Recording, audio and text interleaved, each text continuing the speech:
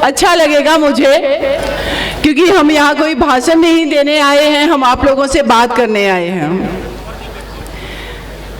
प्रांतीय कुशवाहा महासभा के मध्य प्रदेश के अध्यक्ष आदरणीय मेरे भाई योगेश मान सिंह कुशवाहा जी, जिसका मैं बहुत बहुत शुक्रिया अदा करती हूँ कि उन्होंने इस भोपाल की धरती पर युवक युवती परिचय सम्मेलन का आयोजन किया है।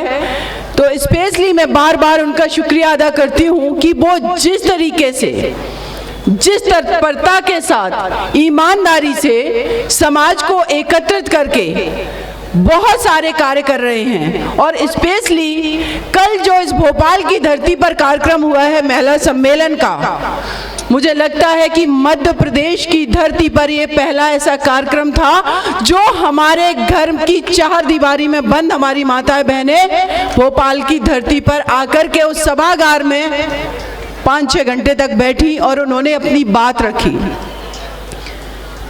मंच पर आने वाली, वहां पर भाषण देने वाली करीब 10 ऐसी हमारी माताएं बहनें थी जो कि पहली बार माइक संभाल रही थी, जो कि पहली बार मंच संभाल रही थी।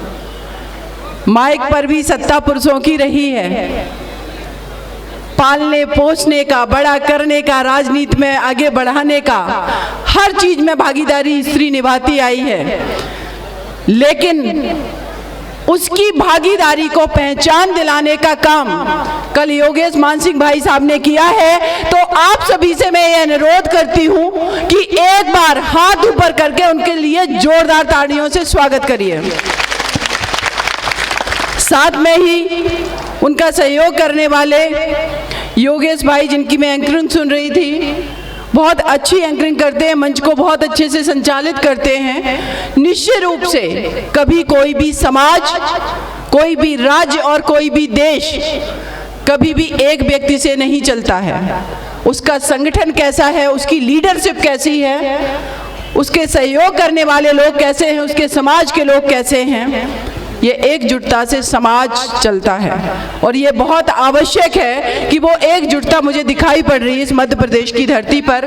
तो गोपाल भाई का भी बहुत शुक्रिया, और सुनील भाई जो कि भाई पहले ही बता चुके हैं योगेश जी कि वो सभी लोग, इनकी पूरी टीम का मैं बहुत बहुत शुक्रिया अदा करती हूँ मुझे दोबारा यहाँ पर भोपाल में आमंत्रित करने के लिए।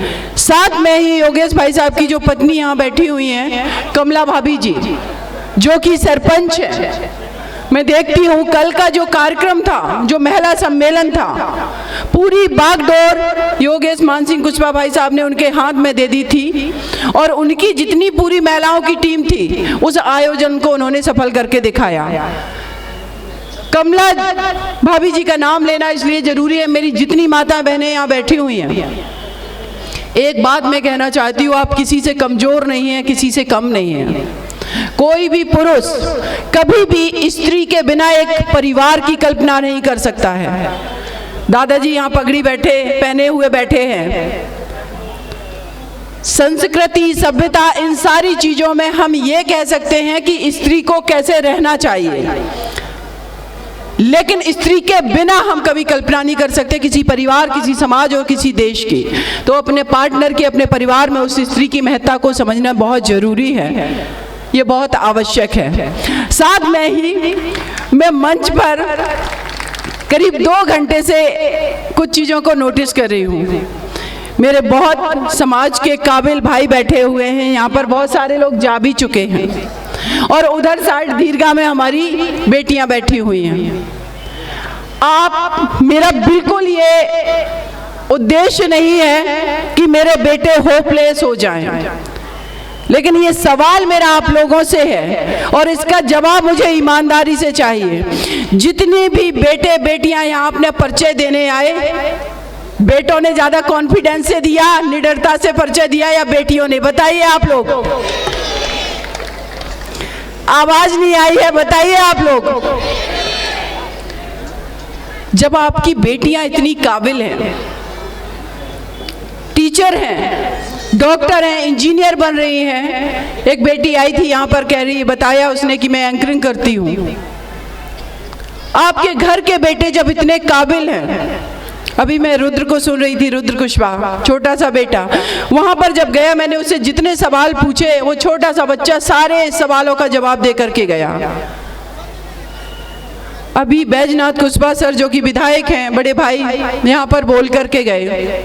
माता सावित्रीबाई फुले जी के बारे में बोला, महात्मा ज्योतिबा फुले जी के बारे में बोला, और एक बात उन्होंने बिल्कुल सच बोली, हम पॉलिटिकल पार्टी से कहीं से भी, किसी भी पार्टी के सपोर्टर हो सकते हैं, कहीं से भी हम विधायक और सांसद बन सकते हैं, लेकिन मेरा इतिहास तो एक ही है ना। उस इतिहास की जानकारी के आधार पर हमें अपने परिवार के बच्चों को, उनको आगे बढ़ाना है, हमारे उन बच्चों को सही शिक्षा देनी है। महात्मा ज्योतिबा फुले जी, वो भले ही महाराष्ट्र में रहते थे, लेकिन उन्होंने शिक्षा की अलग पूरे भारत में जगाई। उनकी पत्नी माता सावित्रीबाई फुले जी, जो कि उस समय 9 साल की थी जब उनकी शादी हुई, उन्होंने उनको पढ़ाया, बाहर निकाला और समाज से लड़ना भिड़ना सिखाया। जिस समय देश में बेटियों को, स्त्रियों को घर से निकलने का अधिकार नहीं था, महात्मा ज्योतिबा फुले जी ने अपनी पत्नी को घर से बाहर निकाला और कहा कि आप घर से जाइए, पढ़िए, अपने आप को शिक्षित करिए। और जब वो शिक्षा लेने जाती थी तो तथाकथित समाज के ठेकेदार, जिनका ये मानना है कि स्त्रियों को पढ़ने का, आगे बढ़ने का अधिकार नहीं है, उनके ऊपर कीचड़ फेंकते थे। एक बार माता सावित्रीबाई जब महात्मा ज्योतिबा फुले जी के सामने रोने लगी, तो महात्मा ज्योतिबा फुले जी ने कहा, वो हौसला उनके पति ने उनको दिया था कि सावित्री, आज आप अगर इन समाज के ठेकेदारों से डर करके घर के अंदर बैठ गई, तो आगे आने वाला जो भविष्य मेरे देश की स्त्रियों का, बेटियों का है, वो अंधकारमय ही रहेगा। इसीलिए आज ये कीचड़ आपको अपने ऊपर झेलना है, जिससे हमारे देश की आगे आने वाली बेटियां पढ़ सकें, आगे बढ़ सकें और वो भी समाज में हिस्सेदारी दे सकें। आप सोचिए कि अगर वो शिक्षा की अलग माता सावित्रीबाई फुले जी ने नहीं जगाई होती, महात्मा ज्योतिबा फुले जी ने उनका सहयोग ना किया होता, उनको घर से बाहर नहीं निकाला होता, तो आप कल्पना कर सकते कि हमारी देश की एक शिक्षित प्रधानमंत्री कभी इंदिरा गांधी जी बन सकती, प्रधानमंत्री बन सकती थी, लेकिन शिक्षित नहीं हो सकती थी। हमारे देश में जितनी भी पॉलिटिकल भागीदारी बहुत दूर की बात थी। 1831 में उनका जन्म हुआ, जब उन्होंने विद्यालय खोला, करीब 15-20 साल बाद खोला था। कल्पना नहीं आप कर सकते थे, जहां पर 4 दीवारी के अंदर रहने को अधिकार है। आज हमारे देश की बेटियां उन माता सावित्रीबाई फुले जी के द्वारा जो पहला विद्यालय बनाया गया, वहां से महाराष्ट्र से शुरुआत की गई, लेकिन आज हमारे देश के अंदर महिला विद्यालय और विश्वविद्यालय बने हैं। अपनी ताकत को पहचानिए। वैसे मैं जाति व्यवस्था में विश्वास नहीं करती हूँ। मेरा देश है, हम देश के सिटीजन हैं, डेमोक्रेटिक कंट्री में रहते हैं, भारत का संविधान है और भारत के संविधान के अंदर सभी को इक्वल अधिकार दिए गए। जो वर्ग शोषित, पीड़ित, वंचित है, उसको कुछ एक्स्ट्रा अधिकार दिलाए गए हैं, चाहे वो रिजर्वेशन के माध्यम से, SC ST माइनॉरिटीज, OBC को। लेकिन मेरा ये मानना है कि बाबा साहब भीमराव अंबेडकर जी ने जो संविधान लिखा, जो कि महात्मा ज्योतिबा फुले जी को अपना गुरु मानते थे, उन्होंने जब संविधान लिखा, उस संविधान में सबके लिए व्यवस्था कराई। पॉलिटिकल रिजर्वेशन की राजनीति में आपको आरक्षण के माध्यम से पार्लियामेंट में और असेंबली में कैसे बैठना है। लेकिन मेरा ये मानना है कि पॉलिटिकल रिजर्वेशन का संविधान में प्रावधान है, लेकिन अपने घर के अंदर जो इस देश की सबसे मजबूत इकाई है, जो सबसे छोटी इकाई है, वो है आपका परिवार। स्पेशली मैं कहूंगी कि मेरे पुरुष भाइयों ने पॉलिटिकल रिजर्वेशन मांग लिया, महिला रिजर्वेशन अभी तक पार्लियामेंट में नहीं है महिलाओं के लिए।